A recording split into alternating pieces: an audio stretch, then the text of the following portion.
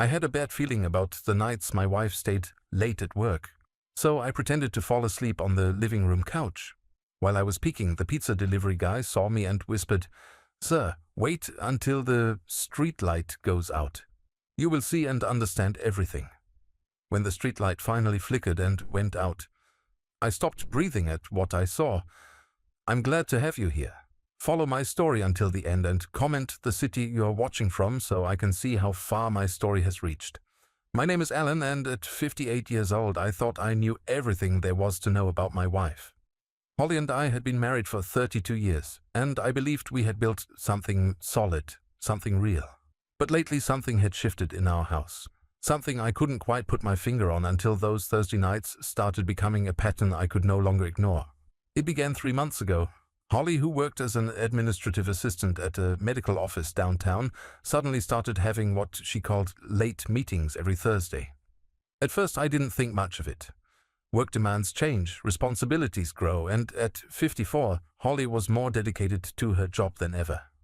But then I started noticing the details that didn't quite add up. The first thing that struck me was the smell. When Holly came home from these supposed late meetings, she smelled different. Not like the usual mix of office air freshener and coffee that typically clung to her clothes. Instead, there was a sweet, almost floral scent that I couldn't place. When I asked her about it, she would shrug and say something about a new air freshener at the office or a co-worker's perfume rubbing off during a long meeting. Then there were the clothes. Holly was always meticulous about her appearance, but on these Thursday nights she would come home with her blouse slightly wrinkled, her hair not quite as neat as when she left. Her lipstick would be completely gone, not just faded from a long day, but completely wiped clean. When I mentioned it once, she laughed and said she must have rubbed it off during dinner at the office. Dinner at the office. That was another thing. Holly had never mentioned eating dinner at work before these Thursday meetings started. In all our years together, she had always complained about the terrible vending machine food and how she couldn't wait to get home for a proper meal. Now suddenly she was having elaborate dinners during these late meetings. The phone calls were what really started to bother me. Holly had always been open with her phone, leaving it lying around, answering calls in front of me without a second thought. But now when her phone rang on Thursday afternoons or evenings, she would step into another room to answer it. I could hear her voice through the walls, but it was quieter, more careful, as if she was making sure I couldn't quite make out the words. One Thursday evening in early October, I decided to stay up and wait for her to come home. I told her I would be reading in the living room, maybe watching some late-night television. She kissed me goodbye at 6:30 in the evening, saying she might be home late, possibly after 11. She was wearing a navy blue dress I had bought her for her birthday 2 years ago, and she looked beautiful. But there was something in her eyes when she looked at me, something that felt like goodbye rather than see you later. I settled into my recliner with a book, but I couldn't concentrate on the words. Every car that passed by our house made me look up, wondering if it was Holly coming home. But as the hours passed, I realized I wasn't just waiting for her return. I was watching for something, though I didn't know what. At around 10:15 the doorbell rang. I wasn't expecting anyone, and for a moment I considered not answering it. But the ring came again, more insistent this time. I opened the door to find a young man in his early 20s holding a pizza delivery bag. He looked confused, checking his phone and then looking at our house number again. "I think I have the wrong address," he said, apologizing. "I was supposed to deliver to Maple Street, but this is Elm Street, right?" "That's right," I confirmed. "Maple Street is 2 blocks over." He thanked me and started to leave, but then he paused and looked back at me. There was something odd in his expression, something almost knowing. "Sir," he said quietly, glancing around as if making sure no one else was listening. "I've been delivering in this neighborhood for 2 years now. I see a lot of things." I frowned, not understanding what he was getting at. "Okay," I said slowly. He stepped closer, his voice dropping to barely above a whisper. "That street light," he said, pointing to the lamp post at the corner of our street. "It's been acting up lately. Goes out around 11:30 most Thursday nights. Has some kind of electrical issue, I guess." I looked at the light, which was shining normally. "I hadn't noticed," I said. The delivery boy shifted the pizza bag in his arms. "Sir," he said, and there was something urgent in his voice now. "Wait until the streetlight goes out. You will see and understand everything." Before I could ask him what he meant, he was already walking away, disappearing into the darkness beyond the reach of that very streetlight he had just mentioned. I stood in my doorway for a long moment, trying to make sense of what had just happened. A random pizza delivery boy giving me cryptic advice about waiting for a streetlight to go out? It sounded absurd, but as I closed the door and returned to my recliner, I couldn't shake the feeling that he knew something I didn't. Something about my own neighborhood, my own street, possibly even about my own wife. I looked at my watch. 10:25. If the light went out around 11:30 like he said, I only had about an hour to wait. I turned off all the lights in the living room and positioned myself where I could see out the front window while still remaining hidden from view. The streetlight cast a bright circle of light on the pavement below, illuminating about half of our front yard and part of the street. Everything seemed normal, quiet, peaceful. But as I sat there in the darkness of my own living room, waiting for a streetlight to malfunction, I realized that nothing about this situation was normal. I was 58 years old, hiding in my own house, following the advice of a stranger, waiting to spy on my own wife. How had my marriage come to this? The minutes ticked by slowly.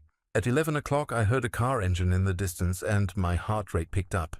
But the car passed by without stopping. At 11:15 another car approached, slower this time. Again it continued past our house. I was beginning to feel foolish, sitting in the dark like some kind of amateur detective.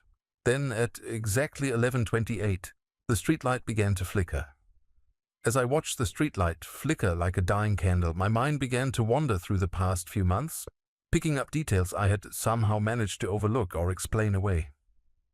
The pizza delivery boy's words echoed in my head. "You will see and understand everything." But what was there to understand? What had I been missing? I thought back to early September, just after Labor Day weekend. Holly had been acting differently even then, though I hadn't recognized it as the beginning of a pattern. She had started taking longer showers, sometimes staying in the bathroom for 45 minutes or more. When I asked her about it, she said she was trying a new skincare routine she had read about online. It seemed innocent enough, but now, sitting in the dark, I remembered how she would emerge from those long showers looking not relaxed, but somehow agitated, as if she had been thinking hard about something troubling. There were the phone calls that came to our landline too. We still kept the old house phone, mainly for emergencies and for Holly's elderly mother to call. But in recent weeks the phone would ring, and when I answered, the caller would hang up immediately. When I mentioned it to Holly, she suggested it was probably telemarketers or wrong numbers. But telemarketers usually tried to engage you in conversation, not hang up the moment you said hello. The really strange thing was that these silent calls always seemed to come on Wednesday evenings, the night before Holly's mysterious Thursday meetings. I had never connected the two events before, but now as I waited in the darkness, the timing seemed too convenient to be coincidental. I also remembered the afternoon I came home early from my job at the hardware store and found Holly sitting at our kitchen table with papers spread out in front of her. The moment she heard my car in the driveway, she quickly gathered up the papers and shoved them into a manila envelope. When I asked what she was working on, she said it was just some insurance paperwork from her office that she needed to review at home.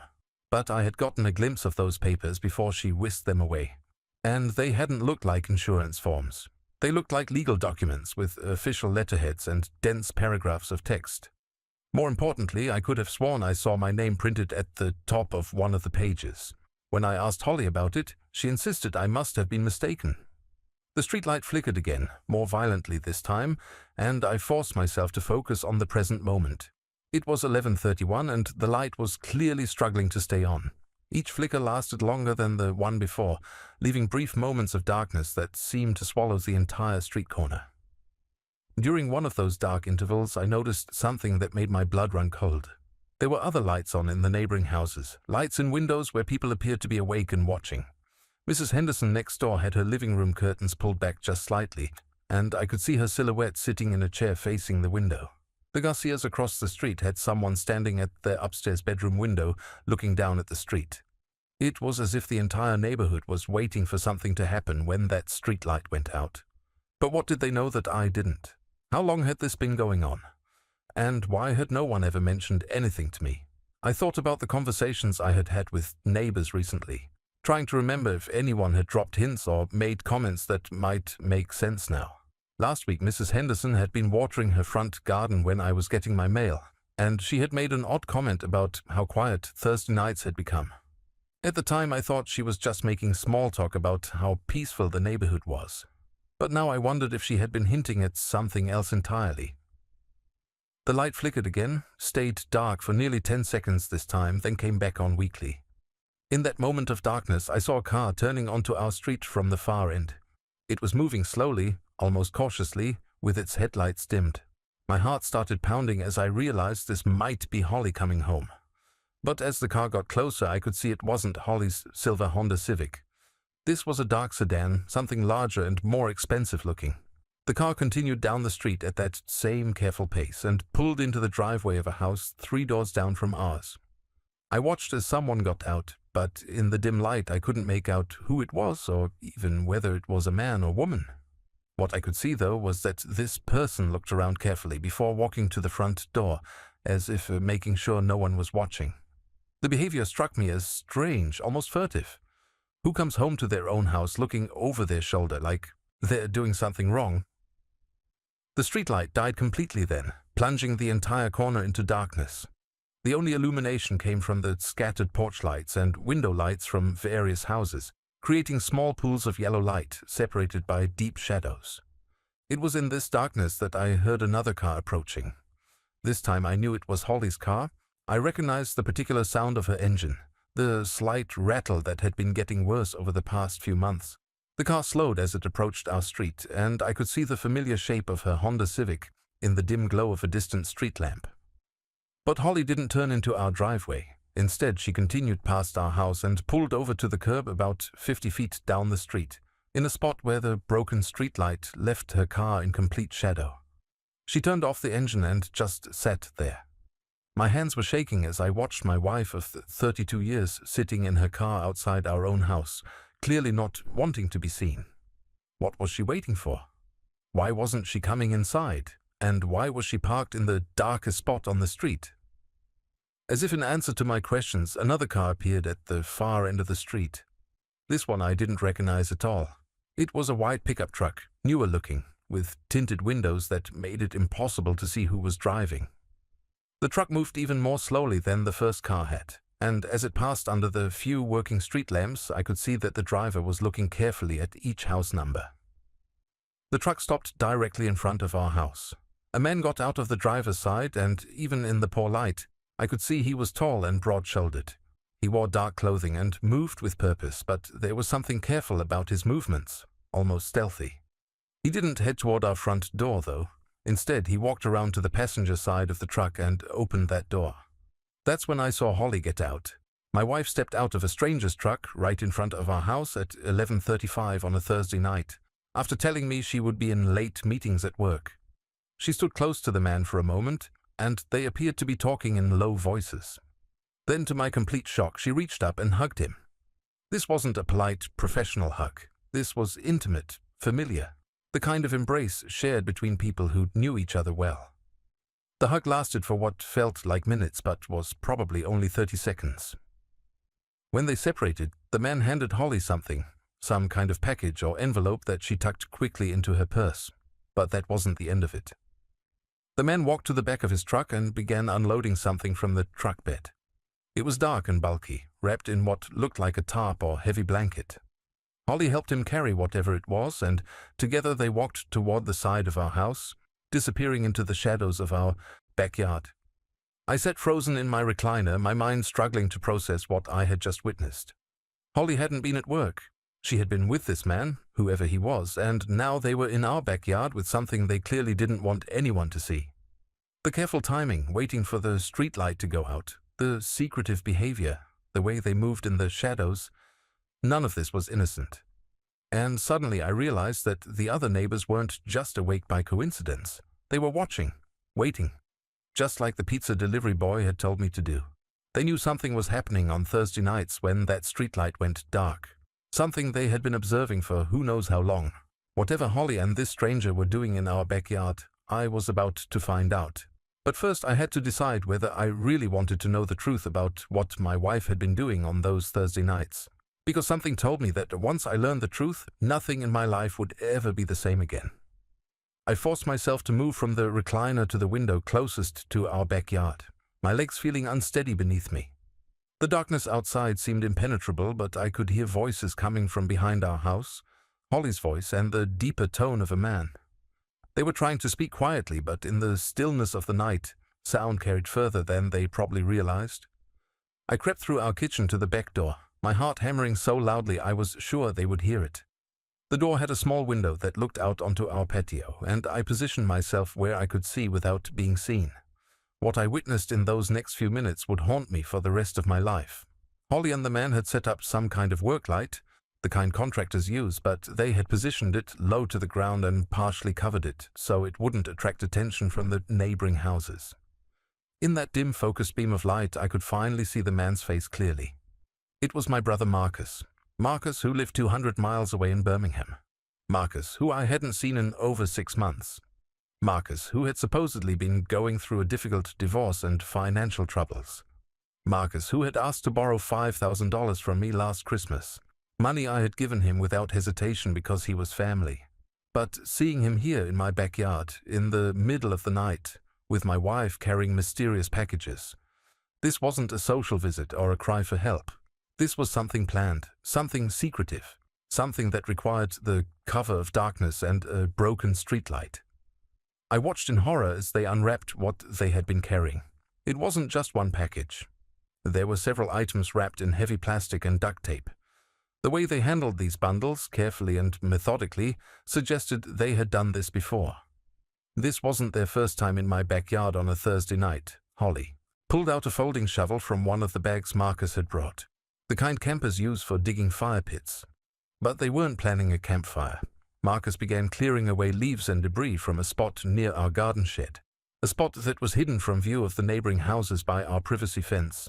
As I watched my wife and my brother work together with practiced efficiency, the horrible truth began to crystallize in my mind. The Thursday night meetings that weren't really meetings. The mysterious phone calls. The legal documents Holly had been hiding. The way she had been acting differently for months. Not like a woman having an affair, but like a woman carrying an enormous secret. They weren't having an affair. They were planning something much worse.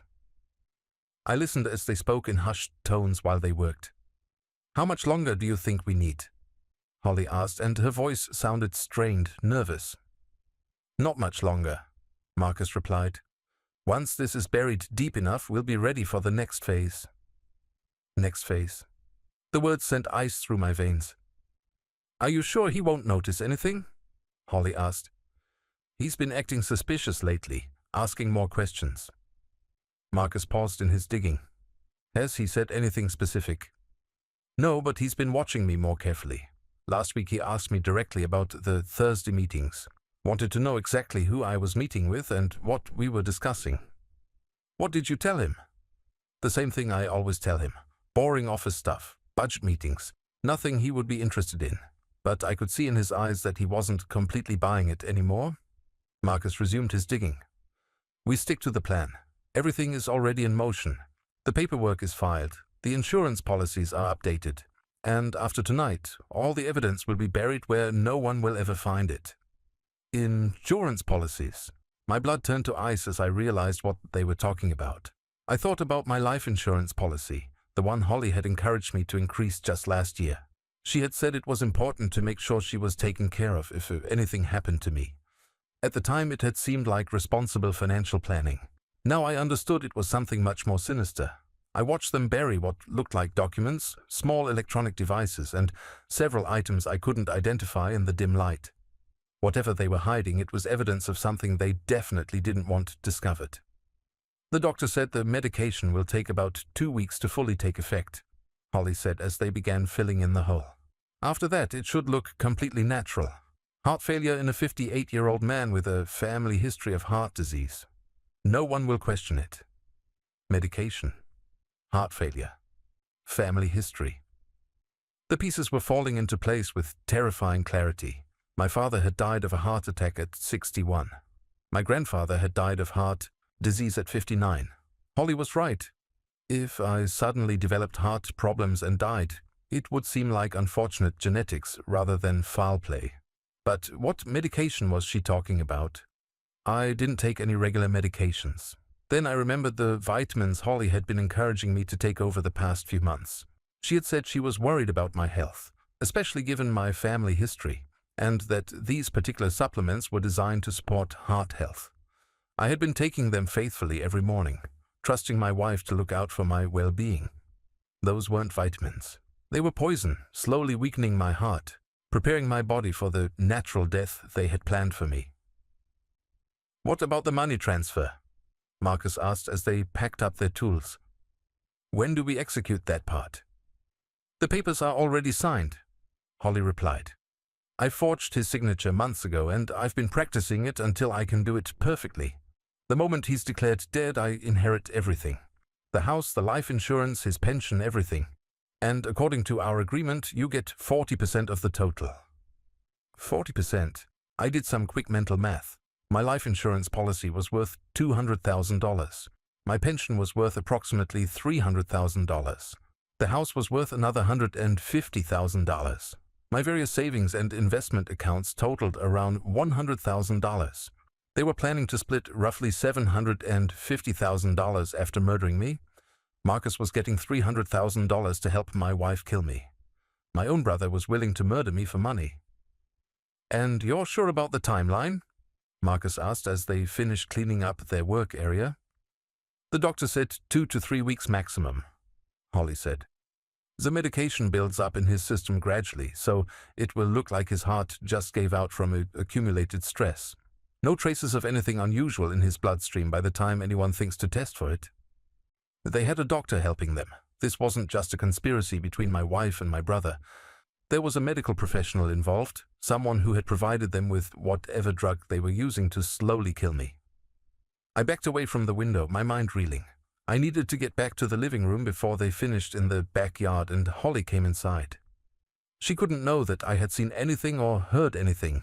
If she realized I knew about their plan, they might accelerate their timeline, or worse, they might decide to kill me in a way that looked like an accident rather than natural causes. As I made my way back to the recliner, my hands were shaking so badly I could barely walk straight. 32 years of marriage, and my wife was slowly poisoning me to death with the help of my own brother. The woman who had promised to love me in sickness and in health was systematically making me sick so she could inherit my money. The brother who had stood beside me at my wedding was planning to help bury me. I heard the back door open quietly and Holly's footsteps in the kitchen. I quickly arranged myself in the recliner as if I had fallen asleep, waiting for her to come home. I forced my breathing to slow and tried to relax my facial muscles, though everything inside me was screaming. Holly appeared in the living room doorway and I heard her sigh softly. "Alan?" she whispered. "Honey, are you awake?" I made a small noise as if I was waking up from a doze, then opened my eyes and smiled at her. "Oh, hey. I guess I fell asleep waiting for you. How was your meeting?" She smiled back, and it was the same warm, loving smile she had been giving me for over 3 decades.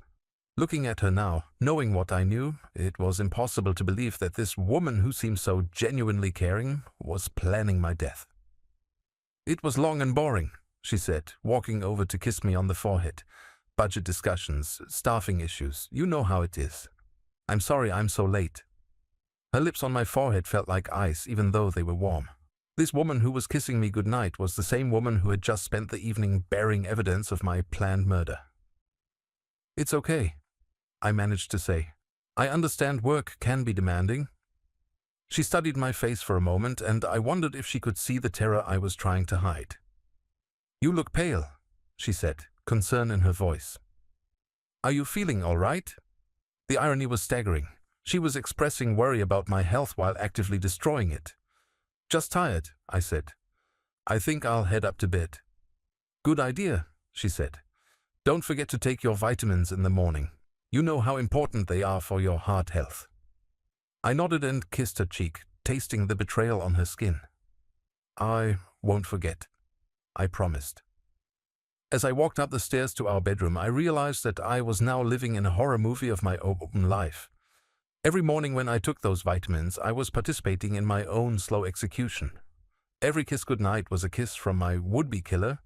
Every "I love you" was a lie designed to keep me complacent until they were ready to finish what they had started. But now I knew the truth. The question was, what was I going to do about it? The next morning I woke up before my alarm clock, which wasn't unusual anymore.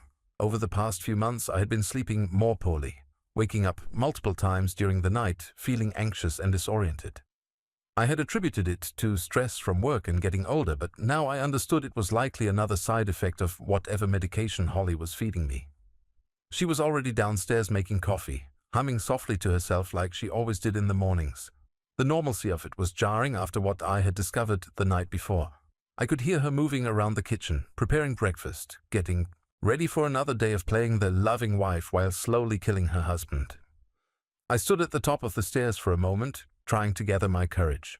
I needed to act completely normal, to give no indication that anything had changed. My life now depended on my ability to pretend that I was still the trusting, unsuspecting husband I had been 24 hours ago. "Good morning, sweetheart," Holly called from the kitchen when she heard me coming downstairs. "I made your favorite, blueberry pancakes." Blueberry pancakes. She had made them probably a dozen times over the past few months, always on Friday mornings after her Thursday night meetings. I had thought she was being extra loving, perhaps feeling guilty about being away so late the night before. Now I realized she was probably putting extra medication in the food to compensate for missing a day of vitamins. "That sounds wonderful," I called back, my voice sounding surprisingly normal. "You spoil me." I walked into the kitchen where Holly was standing at the stove, looking beautiful and domestic in her blue robe, her graying hair pulled back in a ponytail. She turned to smile at me, and for a split second I almost convinced myself that I had imagined everything from the night before. This was Holly, the woman who had cried at our daughter's wedding, who had held my hand through my father's funeral, who had supported me through every difficult moment of our marriage. But then I saw the small bottle of vitamins sitting on the counter next to a glass of orange juice, and reality crashed back over me. "Don't forget your vitamins," she said, kissing my cheek as I sat down at the table. "Dr. Peterson said they're especially important given your family history." Dr. Peterson. I had never heard Holly mention that name before, but she said it so casually, as if I should know who she was talking about. We had been using the same family doctor, Dr. Williams, for over 15 years. Who was Dr. Peterson? And when had Holly started consulting with him about my health? "Right," I said carefully. "Dr. Peterson, remind me what he said again?" Holly didn't seem to notice anything unusual about my question. "Just that with your father's heart attack and your grandfather's heart disease, you really need to be proactive about cardiovascular health. The supplements he recommended are specifically designed to support heart function." She was lying so smoothly, so convincingly, that if I hadn't overheard her conversation with Marcus the night before, I would have believed every word. She had probably been practicing this story for months, refining it until it sounded completely natural. I picked up the vitamin bottle and examined it more closely than I ever had before. The label looked professional, with a pharmaceutical company logo and detailed ingredient listings. But now that I was looking for it, I could see that the label was slightly crooked, as if it had been applied by hand rather than by machine. This wasn't a real pharmaceutical product. It was something that had been specially prepared, probably by the mysterious Dr. Peterson. "I should probably schedule a follow-up appointment with him," I said, watching Holly's reaction carefully, "just to see how I'm responding to the supplements." For the briefest moment, I saw something flicker across Holly's face. Panic maybe, or calculation. But she recovered so quickly that if I hadn't been watching for it, I would have missed it completely. "Oh, that's not necessary," she said, turning back to the pancakes.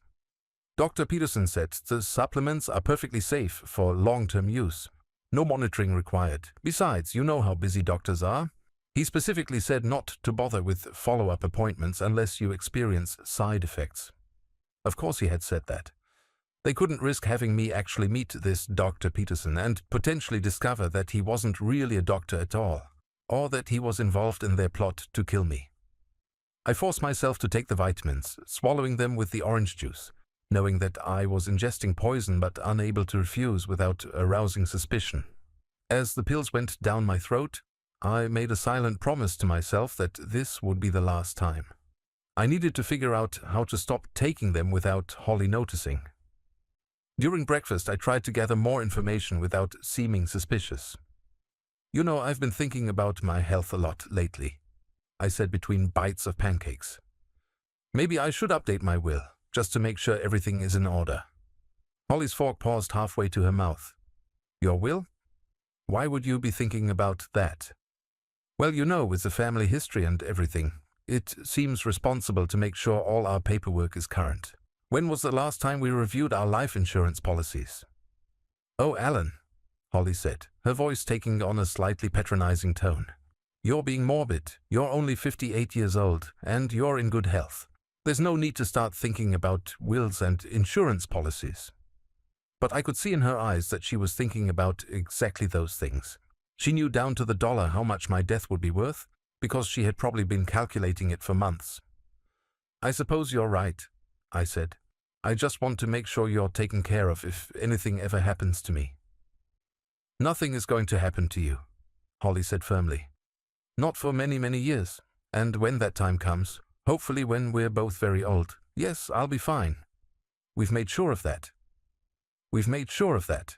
Not we've planned for that, or we've prepared for that, but we've made sure of that. As if my death was something that had already been arranged rather than something they were simply prepared for. After breakfast, Holly left for work with her usual kiss and reminder to take care of myself. The moment her car disappeared around the corner, I was on the phone to our family lawyer. Jim, it's Alan Hartwell, I said when he answered. I need to ask you about something, and I need you to keep this conversation confidential. Of course, Alan. What can I help you with? Has Holly contacted you recently about updating our wills or changing our life insurance beneficiaries? There was a pause. Alan, you know I can't discuss communications with Holly without her permission, even to you. Jim, this is important. I'm not asking for details. I just need to know if she's been in touch with you. Another pause. Longer this time. No, Alan, Holly hasn't contacted me about anything in over 2 years. Is there something going on I should know about? If Holly hadn't been working with our family lawyer to update our legal documents, then she had been working with someone else. Someone who was helping her forge documents or create false papers that would ensure she inherited everything when I died. Jim, I need you to pull our current wills and insurance policies. I want to review everything, and I want to make sure nothing has been changed without my knowledge. I can have copies ready for you this afternoon, Jim said. Alan, are you in some kind of trouble? I wanted to tell him everything, but I didn't know who I could trust. If Holly had been planning this for months, if she had a doctor and possibly a lawyer helping her, then she might have been setting up safeguards against exactly this kind of discovery.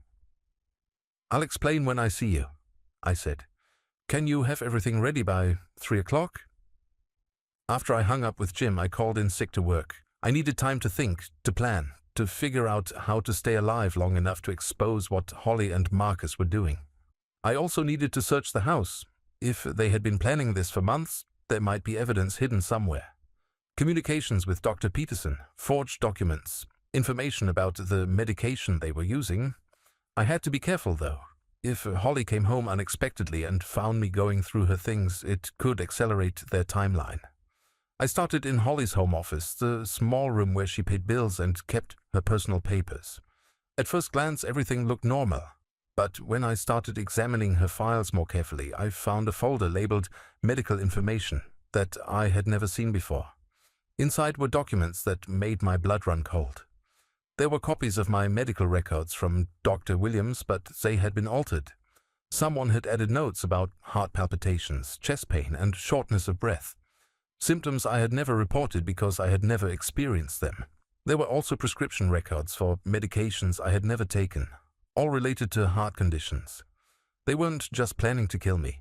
They were creating a false medical history to support their story that I had been suffering from undiagnosed heart problems. When I died, these doctored records would convince investigators that my death was the result of natural causes that had been building up over time. But the most disturbing discovery was a series of printed emails between Holly and someone identified only as M, obviously Marcus. The emails detailed their entire plan, from the gradual poisoning to the burial of evidence to the financial arrangements they had made. One email from Marcus to Holly particularly stood out. Remember, the medication needs to be administered consistently. Dr. Peterson stressed that irregular doses could cause symptoms that might make him suspicious. Better to take longer and be safe than to rush and risk discovery. Another email from Holly to Marcus was even more chilling. Alan mentioned updating his will yesterday. I told him it wasn't necessary, but we may need to move faster than planned. How quickly can Dr. Peterson adjust the dosage? They had been monitoring my behavior, adjusting their plan based on anything I said or did that might indicate suspicion. They were treating my murder like a business project, with timelines and contingencies and progress reports. As I read through the emails, I realized that this conspiracy went deeper than just Holly, Marcus, and a corrupt doctor. There were references to other people, other arrangements, other aspects of the plan that I hadn't discovered yet. I photographed every document with my phone, making sure I had evidence of everything I had found. Then I carefully put everything back exactly as I had found it. At 3 o'clock, I was sitting in Jim's office, reviewing our legal documents with growing horror. Our wills hadn't been changed, but our life insurance policies had been. Holly had added additional coverage that I didn't remember signing up for, bringing the total death benefit to $400,000 instead of the $200,000 I thought we had. The signature on the additional policy documents looked like mine, but when I examined it closely, I could see subtle differences. Holly had been forging my signature, just like she had bragged to Marcus about. "Jim," I said, looking up at my lawyer, "I think my wife is trying to kill me." Jim stared at me across his mahogany desk, his expression shifting from professional concern to genuine alarm. "Alan, that's a very serious accusation. Are you absolutely certain about what you're saying?" I pulled out my phone and showed him the photographs I had taken of the emails and doctored medical records. As he read through them, his face grew pale. "My God," he whispered, This is attempted murder." "It's not attempted," I said grimly. "It's ongoing. She's been poisoning me for months, and according to what I overheard, I only have about 2 weeks left before the medication kills me." Jim immediately reached for his phone. "We need to call the police right now. These documents are evidence of conspiracy to commit murder." I put my hand on his arm to stop him. "No, not yet." "Alan, are you out of your mind? Your wife is trying to kill you." "I know that," I said. "But think about this logically. What evidence do we actually have? Some emails between Holly and someone identified only as, we can't prove that's Marcus. Some altered medical records that could have been doctored by anyone. A forged signature on an insurance policy that I could have signed and simply forgotten about." Jim frowned. "What about the medication? We could have it tested." "What medication?" "Those vitamin bottles will be long gone by the time police get a search warrant. Holly isn't stupid. The moment I involve law enforcement, she'll destroy all the evidence and claim I'm having some kind of breakdown. Remember, she's been creating a fake medical history that shows I've been having heart problems. Who's going to believe that I'm thinking clearly?" Jim leaned back in his chair, understanding the dilemma. "So what do you propose?" "I need to gather more evidence, and I need to do it without them knowing I'm onto them. I need proof that will be so overwhelming that there's no way they can talk their way out of it." Over the next hour, Jim and I developed a plan.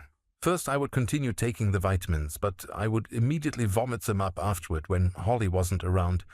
This would prevent further poisoning while maintaining the appearance that I was still following their plan. Second, we would hire a private investigator to follow Holly and document her meetings with Marcus and this Dr. Peterson. Third, Jim would quietly begin gathering information about the forged insurance policies and any other financial documents that might have been altered. Most importantly, I would start wearing a recording device during conversations with Holly, trying to get her to reveal more details about their plan. Jim knew a former police detective who specialized in surveillance equipment who could set me up with something small and undetectable. "This is incredibly dangerous, Alan," Jim warned me as we finalized the details. "If they suspect that you know what they're doing, they might decide to speed up their timeline. Or they might try to make your death look like an accident instead of natural causes." I knew he was right, but I also knew that going to the police prematurely would just give Holly and Marcus a chance to destroy evidence and disappear. I needed to catch them in the act, to get them to incriminate themselves so thoroughly that there would be no possible defense. That evening, I went home and acted as normally as possible. Holly was in an unusually good mood, chatting about her day at work and asking about mine. She made my favorite dinner, pot roast with vegetables, and reminded me twice to take my evening vitamins. "You seem more relaxed lately," she observed as we cleaned up after dinner. "I was worried about you for a while there. You seemed so anxious and paranoid." Paranoid, the irony, wasn't lost on me. My wife was literally poisoning me to death, and she was describing my growing suspicion as paranoia. "I've been trying to stress less about things I can't control," I said. "Life's too short to worry about everything." Holly smiled and hugged me. "That's my wise husband. I'm glad you're feeling better." After she went to bed, I followed through on the plan Jim and I had discussed. I went to the bathroom and forced myself to vomit up the vitamins I had taken after dinner. It was unpleasant, but knowing that I was purging poison from my system made it bearable. Over the next few days, I began to notice subtle changes in how I felt. The morning grogginess started to clear up. The anxiety and heart palpitations that had been bothering me for weeks began to diminish. The difficulty sleeping improved dramatically. Whatever medication they had been giving me was slowly working its way out of my system, and I was starting to feel like myself again. The private investigator Jim had recommended, a woman named Sarah Chen, began surveillance on Thursday morning. She followed Holly to work, then tracked her movements throughout the day. What she discovered was that Holly wasn't going to work at all on Thursdays. She was driving to a medical office building in a different part of town, where she spent several hours in a suite rented by someone calling himself Dr. Richard Peterson. Sarah was able to determine that Dr. Peterson wasn't actually a licensed physician in our state. He was a disgraced doctor who had lost his medical license in California 3 years earlier for participating in an insurance fraud scheme. He had moved to our state and was apparently continuing his criminal activities under a fake identity. The surveillance also revealed that Marcus was driving down from Birmingham every Thursday morning and meeting with Holly and Dr. Peterson. They were spending hours together, clearly planning and coordinating their operation. But the most disturbing discovery came on Thursday evening, when Sarah followed them to a storage unit facility on the outskirts of town. Using telephoto lenses, she was able to photograph them, removing and examining what appeared to be medical equipment, heart monitors, defibrillators, and other devices that would be used to simulate a heart attack. They weren't just planning to poison me until my heart failed naturally. They were preparing to induce a heart attack using medical equipment, then used Dr. Peterson's false credentials to sign a death certificate claiming I had died of natural causes. When Sarah showed me the photographs on Friday afternoon, I felt sick to my stomach. The level of planning and preparation was staggering. This wasn't a crime of passion or a spur-of-the-moment decision. They had been working on this for months, maybe even years, creating false identities, gathering equipment, and perfecting their method. "There's something else," Sarah said, pulling out another set of photographs. "They're not planning to wait much longer." The photos showed Holly and Marcus loading the medical equipment into the white pickup truck I had seen that first night. They were bringing the equipment to our house, which meant they were ready to implement the final phase of their plan. "Based on what I observed," Sarah continued, "I believe they're planning to do this tomorrow night, Saturday night when the neighborhood is quiet and there's less chance of interference. Tomorrow night, less than 24 hours from now, my wife and my brother were planning to murder me in my own home, using medical equipment to simulate a heart attack and a fake doctor to cover up the evidence. I thought about confronting Holly directly, demanding an explanation, giving her a chance to call off the whole thing. But I knew it was too late for that. They had invested too much time and money and effort into this plan. They wouldn't abandon it now just because I had discovered their secret. Instead, I needed to turn the tables on them. I needed to let them think their plan was proceeding normally, while actually preparing a trap that would expose them completely. That evening I went home and behaved exactly as I had been behaving for the past few days. Normal, unsuspecting, perhaps even a little more trusting and affectionate than usual. I wanted Holly to feel confident that I had no idea what was coming. "I was thinking we should do something special this weekend," I told her over dinner. "Maybe drive up to the lake, stay at that bed and breakfast you like." Holly's smile seemed forced. That sounds lovely, but maybe we should wait until next weekend. I'm feeling a little under the weather and I'd hate to ruin the trip. She was stalling, making excuses to keep me at home tomorrow night. Everything was confirming that Saturday was when they planned to act. Of course, I said. Your health is more important than any trip. We'll stay home and relax. That night, as Holly slept peacefully beside me, I lay awake finalizing my own plan. Jim had arranged for police to be on standby, ready to move at a moment's notice. Sarah would be positioned outside our house with recording equipment to document everything that happened. And I would be wearing a wire capturing every word of their confession when they thought I was dying. Tomorrow night, Holly and Marcus would discover that the man they were trying to murder had been planning his own surprise for them. But first I had to make it through Saturday without arousing any suspicion. I had to continue playing the role of the trusting husband who had no idea his wife was planning to kill him. And I had to do it knowing that in less than 24 hours, everything would either be over or I would be dead. As I finally drifted off to sleep, I wondered what Holly was dreaming about. Was she thinking about the $400,000 she would inherit? Was she imagining her life with Marcus after I was gone? Or was she feeling any guilt at all about what she was planning to do to the man who had loved her faithfully for 32 years? Tomorrow night I would find out exactly who my wife really was, underneath the mask she had been wearing all these months. And she would discover that the man she thought was her helpless victim had been preparing a few surprises of his own. Saturday unfolded with an eerie normalcy that made everything feel surreal. Holly made breakfast, we read the newspaper together, and she even suggested we watch one of our favorite old movies in the afternoon. To anyone observing us, we looked like a perfectly content married couple enjoying a quiet weekend at home. But I could see the tension in Holly's movements, the way she checked her phone more frequently than usual, the forced quality of her smiles. She was preparing herself mentally for what was going to happen that evening. Every kind gesture, every loving word was her way of saying goodbye to the facade she had been maintaining for months. Around 3 o'clock in the afternoon, Holly announced that she needed to run a few errands. Just some grocery shopping and a quick stop at the pharmacy, she said, kissing my cheek. I should be back in a couple of hours. I knew she wasn't going shopping. She was meeting with Marcus and Dr. Peterson for final preparations, making sure everyone knew their role in the evening's events. This was my opportunity to complete my own preparations. The moment her car disappeared around the corner, I was on the phone with Jim and Sarah. It's happening tonight, I told them.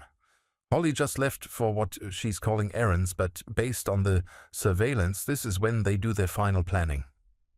Sarah confirmed that she was already in position in a van parked down the street, equipped with long-range cameras and recording equipment. Jim assured me that police were standing by at a location 5 minutes away, ready to move the moment I gave the signal. I spent the next hour setting up the recording equipment that would capture everything that happened. In addition to the wire I would be wearing, we had installed tiny cameras in strategic locations around the house: the living room, kitchen, and bedroom. Everything that Holly and Marcus said and did would be recorded from multiple angles. The hardest part was the waiting. By 6 o'clock, I was pacing the house, checking and rechecking the equipment, trying to stay calm. I needed to appear completely normal when Holly returned, which meant controlling my nerves and maintaining the same relaxed demeanor I had been projecting all week. Holly came home at 6:30, carrying grocery bags that probably contained nothing more than props for her cover story. She seemed more relaxed than she had been all day, as if the final planning meeting had relieved her anxiety about the evening ahead. "How was your day?" she asked, starting to prepare dinner. "Quiet and peaceful," I replied. "I took a long nap this afternoon. I feel more rested than I have in months." It was true. Getting the poison out of my system had made an enormous difference in how I felt physically. But I also knew that appearing well-rested and healthy would make Holly feel more confident about proceeding with their plan. They needed me to seem normal and unsuspecting. We had dinner together, and Holly was more talkative than she had been in weeks. She told me stories about her co-workers, asked about my plans for the following week, and generally acted like a woman who was genuinely interested in her husband's life. If I hadn't known what she was planning, I would have thought we were having one of our best conversations in months. At 8 o'clock, Holly suggested we watch television together in the living room. She made us each a cup of coffee, and I noticed that she was very careful about which cup she handed to me. I was certain that my coffee contained a heavy dose of the medication they had been giving me, probably enough to make me drowsy and compliant for what was about to happen. I drank the coffee without hesitation, knowing that I would find a way to purge it from my system before it took full effect. Holly sat beside me on the couch and we watched a comedy show together, laughing at the jokes like any normal couple on a Saturday night. At 9:30, Holly got up to use the bathroom and I quickly went to the kitchen and forced myself to vomit up the drugged coffee. When I returned to the living room, I made sure to appear slightly drowsy, as if the medication was beginning to take effect. "Are you feeling all right?" Holly asked, studying my face with what appeared to be genuine concern. "Just tired," I said, allowing my voice to sound slightly slurred. "I think I might be coming down with something." Holly nodded sympathetically. "You should probably get some rest. Why don't you go upstairs and lie down? I'll clean up down here and join you in a little bit." This was it. The moment when Holly would signal Marcus and Dr. Peterson that I was incapacitated and ready for the final phase of their plan. I went upstairs and lay down on our bed, but I didn't close my eyes. Through the recording equipment, I could hear Holly moving around downstairs, and then I heard her make a phone call.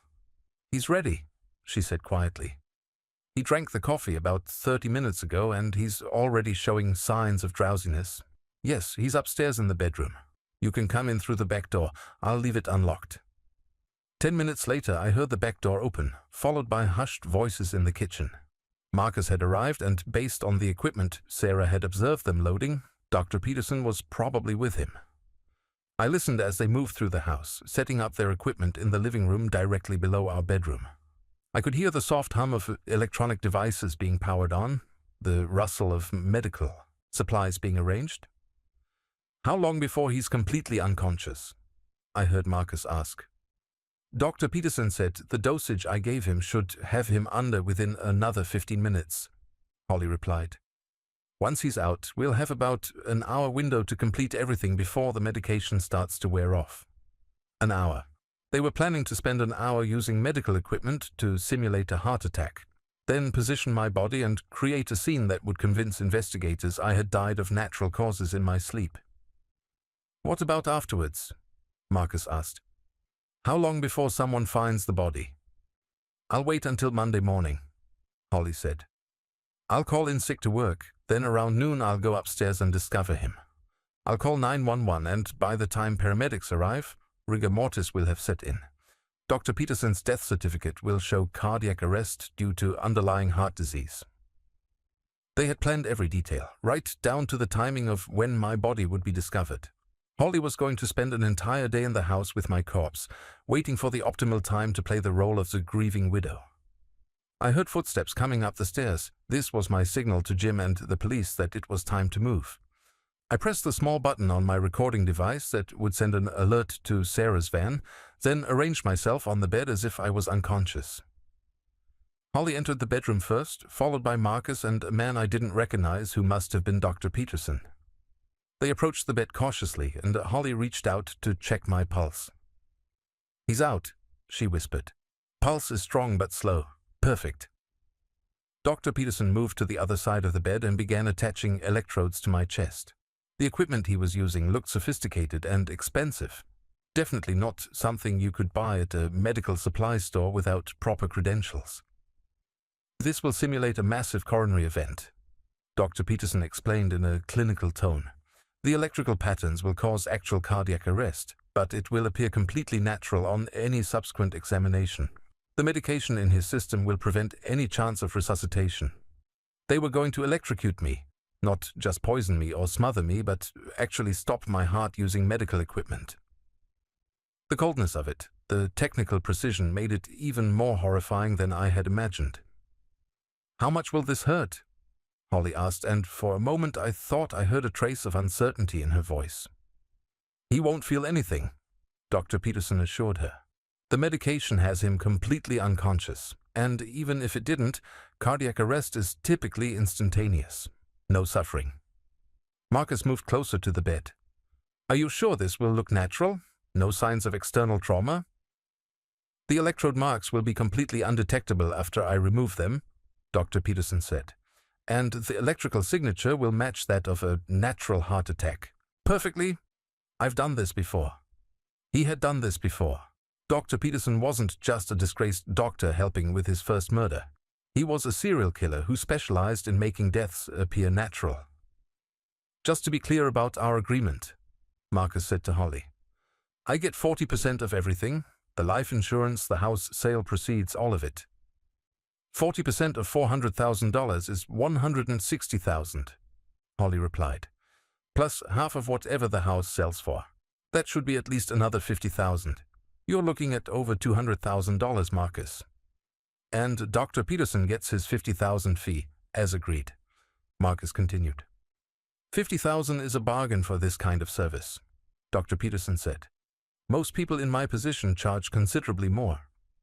They were discussing the financial details of my murder while standing over my supposedly unconscious body. The greed, the callousness, the complete lack of human emotion. It was beyond anything I could have imagined. Dr. Peterson began making final adjustments to his equipment. I'm ready to proceed, he announced. Once I activate the device, cardiac arrest will occur within 30 seconds. Are you both prepared to witness this? We're ready, Holly said, and I could hear her moving closer to the bed. That's when I opened my eyes and sat up. The shock on their faces was immediate and complete. Holly stumbled backward, her hands flying to her mouth. Marcus went pale and started looking around the room as if searching for an escape route.